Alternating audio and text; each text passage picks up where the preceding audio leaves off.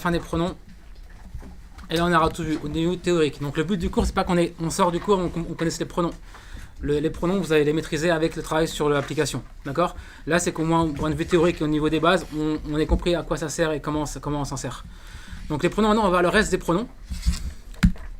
Et on commence par le singulier. Donc au singulier, on a un pronom, c'est le ilon. Pour l'instant, lui, on ne s'en occupe pas. Le ilon, exemple, je prends le mot Rab, Seigneur. Comment je dirais, que veut dire Rabbi? Mon Seigneur. Ok? Donc le ilon, première personne, ça renvoie à moi. Singulier. Deuxième personne. On a le ka et le ki. Le ka pour le masculin, le ki pour le féminin. Le ka, on l'a déjà vu, hein? Surat al-Fil. Alam tara kayfa fa'ala rabbuka, ton Seigneur, qui renvoie au masculin et qui renvoie à qui dans la sourate?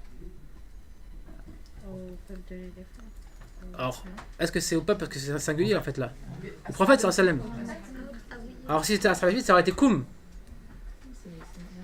Tu vois, là c'est ka, ton. Singulier, hein, là on est singulier. Donc le ka ça renvoie à quelqu'un, à un seul homme. Et donc dans la sourate Alam tara kayfa fa'ala rabbuka, n'as-tu pas vu comment ton Seigneur, c'est à toi, au prophète Mohammed sallallahu alayhi wa sallam. Ouais. Alors on va le voir après, je vais revenir après. Donc le ilon c'est pour le mon, ma, mais, etc. Le ka pour le ton masculin et le ki pour le ton féminin. Ok, si je disais rabbuki, si je parle à Diana, je dirais rabbuki. Ok, beituki, ta maison. D'accord, beituka, ta maison à un homme. D'accord, donc le ka singulier masculin et le ki féminin. Deuxième personne. On a vu le hu, troisième personne, on connaît. Ok, et l'équivalent féminin c'est le ah, qu'on voit moins souvent, mais qu'on voit quand même de temps en temps dans le Coran. Exemple dans Surat al-Masad, ceux qui connaissent Surat al-Masad, la Surat de Abu Lahab. Lorsqu'on parle, donc dans la Surat on parle de Abu Lahab et de sa femme.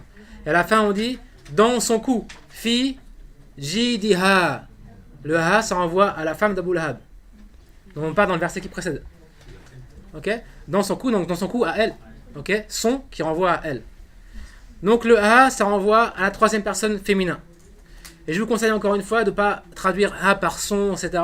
Mais comprenez-le comme étant une chose qui renvoie au féminin singulier, troisième personne. Voilà pour les pronoms du singulier.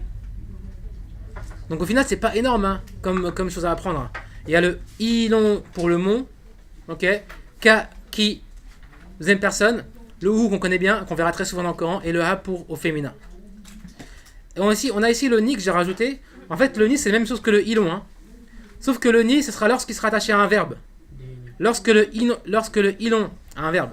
Lorsque le ilon sera attaché à un verbe, ce ne sera pas ilon, ce sera ni.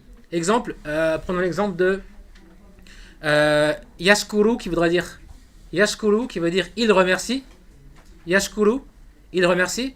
Pour dire il me remercie, je dirais yashkuru ni. Je ne pourrais pas faire yashkuru i, ça ne marcherait pas. D'accord? Donc du coup, pour les verbes, on verra qu'il y a un i au lieu du ilon. C'est la même chose. Ok? C'est le pronom qui renvoie à la première personne singulier. Ok? Sauf que dans les verbes qu'on retrouvera le ni. En fait, c'est le ilon, sauf qu'on a rajouté un n pour séparer entre le verbe et le pronom, si tu veux. Yashkuruni, il me remercie. Yu'allimu, il enseigne. Yu'allimu, ni, il m'enseigne. Ok, singulier. Ensuite, on a les pronoms pluriels. Alors vous avez vu que j'ai mis des pronoms donc en orange foncé là, en foncé ici. C'est pour dire que ça c'est pour désigner ceux qui sont vraiment hyper rares dans le Coran. On les croisera quasiment jamais. Une fois tous les 6 mois. Quand je dis hyper rare, c'est vraiment hyper rare. Genre le pronom hu, on le retrouve quasiment 7 ou 8 000 fois dans le Coran. Le hu, hyper fréquent, lui là, le hu. Le pronom kunna, qui renvoie à vous, les femmes, on retrouve moins de 15 fois. Donc pour vous dire la différence. 6 000, 15 fois, vous voyez que c'est des pronoms qu'on verra vraiment très peu souvent. Alors, les pronoms pluriels. On a quoi? On a le na, qui renvoie à nous. Rab, ou rabbu, Seigneur. Rabbuna, ça voudra dire quoi? Notre Seigneur. Beitu, maison. Beituna, notre maison, etc. etc. D'accord? dans Surat Al-Kahf, on le verra dans le verset 10, lorsque les jeunes de la caverne sont dans la caverne, ils rentrent, ils vont faire leur prière, demander à Dieu de les aider. Ils ont fui leur cité, ils ont besoin d'aide. Ils rentrent dans la caverne et ils disent quoi? Rabbana atina min ladunka rahma. Rabbana, ô notre Seigneur, donne-nous, amène-nous ta miséricorde. Ok? Rabbana, notre Seigneur. Ok? Rachida. C'est bon? Ok, donc le na, ça renvoie à nous, en fait, nous, notre, le nôtre, etc. Donc c'est la première personne du pluriel. Le kum, on connaît, hein? Lakum dinukum. Ça renvoie à la deuxième personne du pluriel. Ok? Alors, votre, entre autres, vous, à vous, etc. Ça va dépendre de comment on le traduit, avec quel mot. Le kunna, kunna, kum masculin, kunna féminin. Donc ça renvoie à qui? Vous, mais uniquement des femmes. Alors pourquoi c'est rare dans le Coran? C'est pas une question que le Coran parle qu'à des hommes. Ok. C'est qu'en fait, en arabe, le kum, c'est pour masculin et féminin mélangés. Alors que le kunna, il est beaucoup plus précis, c'est que des femmes. Du coup, vu que c'est que des femmes, et donc c'est moins fréquemment qu'on parle qu'à des femmes entre elles, ok. Du coup, il est moins utilisé dans le Coran. D'accord? Donc le kunna, on l'en verra quasiment jamais. Le kunna. Deuxième personne du pluriel, on les a là, les deux. Kum, kunna. Hum, hunna. Troisième personne. Hum. Troisième personne du pluriel masculin, ou bien masculin et féminin ensemble. Donc on a vu ça plein de fois. Hein. Donc pareil, le hum, il est hyper fréquent. Faja'alahum, amanahum, at'amahum, il a nourri eux. Ok? Et le hunna, qui renvoie également à la troisième personne pluriel, mais uniquement féminin. Hum, hunna. Et le hunna également, il est hyper rare. On ne croisera quasiment jamais. On le verra une fois ou deux, une fois dans Surat Al-Mulk. Ok?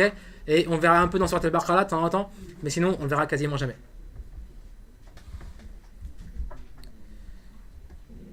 Voilà pour le pluriel. Et il nous manque quoi? On a vu singulier, on a vu pluriel, et il nous manque le duel. Et le duel, il n'y en a que deux. Il y a kuma, deuxième personne duel, masculin, féminin. Et troisième personne duel, huma, masculin, féminin. Ok? Donc kuma, c'est vous deux. Huma, c'est eux deux. Hifzuhuma, leur garde à eux deux. Si j'avais dit hifzukuma, on aurait traduit ça par hifzukuma. Alors non, hifzuhuma, leur garde à eux deux. Hifzukuma, votre garde, hein, vous. Donc c'est la deuxième personne. D'accord? Kuma, deuxième personne. Huma, troisième personne. D'ailleurs, ça rejoint un peu regardez, le pluriel. Hein. Le kum pour le vous. Kuma pour vous deux. Hum pour le eux. Huma pour eux deux. Très peu utilisé aussi. Extrêmement rare dans le Coran. Le kuma, il apparaît moins de 40 fois. Et le huma, encore moins. D'accord? Donc on croisera quasiment jamais. Au final, ce qu'on verra tout le temps, c'est le hum, le kum, le na, régulier, le hu, hyper fréquent, et le reste, beaucoup moins. D'accord? Donc il y a environ 4-5% qui sont vraiment récurrents tout dans le Coran, et le reste, on les croisera quasiment jamais. En tous les cas, dans l'application, vous avez tous les pronoms, et ils sont également mis en proportion du Coran. C'est-à-dire qu'il y aura très peu de kunna et beaucoup de kum à traduire en exercice. Donc voilà, vous avez juste à faire ça. Pas la peine de se prendre à lire le tableau. Le tableau théorique, on y retourne que si on a un trou sur l'application. On ne sait plus comment traduire, on va voir le tableau. Mais sinon, on ne va pas voir le tableau, ça ne sert à rien en fait. Le but, c'est pas de connaître les pronoms, c'est de pouvoir les traduire en contexte. D'accord? Et c'est vraiment différent.